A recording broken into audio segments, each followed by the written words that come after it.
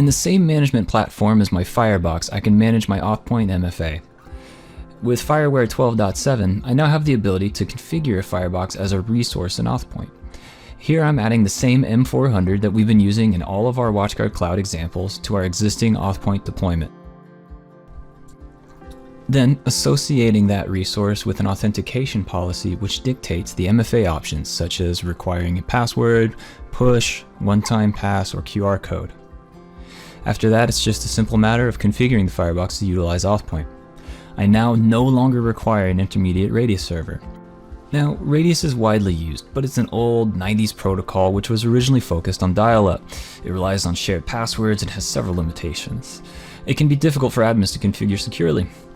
With this direct integration, we remove the burden of configuring Radius from partners and customers.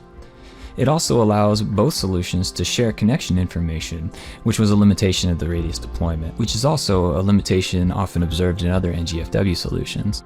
Also with this deployment, we can apply a location and risk-based policy.